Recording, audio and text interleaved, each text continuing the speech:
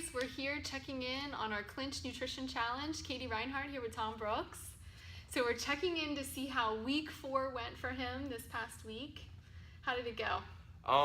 It was interesting. It went good for the most part, but I've been house sitting, and after the first 3 days, which are like the cool 3 days, it gets kind of lonely just showing up to a house that's occupied by no one.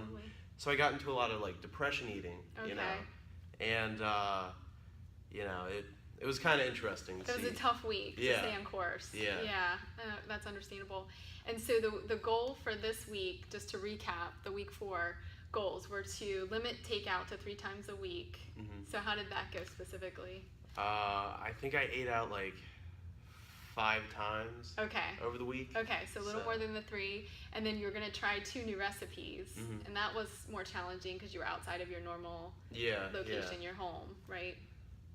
So, so that was a tough week. Yeah. It was. And now last week, one of the challenges was to watch, home education-wise, was to watch Fat, Sick, and Nearly Dead, and you had technical difficulties.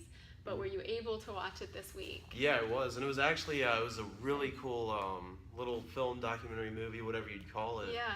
And it was interesting to see how someone that heavy and sick could get back to being healthy by just giving his body what it actually needs. Yeah, it was an amazing video. And then he went on to inspire a whole town with it and set up his own sort of, we don't want to give the whole movie away, but it was neat to see his story. And so you actually even had texted me after watching it saying, hey, can I do this? You wanted to start juicing all your meals, which we're on a plan and we have some goals. So I said, let's not go that route. We're going to still try to keep that 3,000 daily caloric intake, and then maybe do some juicing for snacks, things like that. Yeah. So that's kind of where we landed with that. But these videos are really inspiring, so we encourage you if you get a chance to check them out. So now we're entering week 5, and we're going to kind of do a redo since this week was a little challenging for you to keep up with. You were out of your normal location, you weren't at your home, and so we're going to go back to try to aim for this fly. Sorry, this fly is buzzing around us right now. We're going to aim for 3 times takeout only this week, and same as last week. And then we're also going to aim for you cooking 2 meals a day or preparing them yourself at home or bringing them into work. And so breakfast has been working out fine for you. Yeah, so we'll stick with breakfast, and then you'll probably do lunch as well, is what you're thinking about. Okay, so he's going to try 2 new recipes, or 3 new recipes. Is that right? No. We're going to try 2 new recipes, and we're going to limit takeout to 3 times per week, and then we're going to try to make 2 meals a day at home or pre-prepared. Okay, great.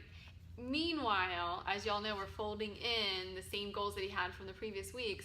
He's still on no caffeine, which is a little bit of a struggle, but you're doing okay. Yeah. And he's also keeping up with the water intake and seltzer water.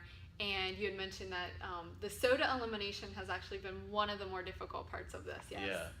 It's very hard. I don't know what it is about the soda, but just the sweet flavor and the caffeine. I don't know. It's been tricky, but you've done it successfully. You haven't erred in that way or stumbled at all. And in fact, you've gotten a new love for soda water. Yeah, right? yeah.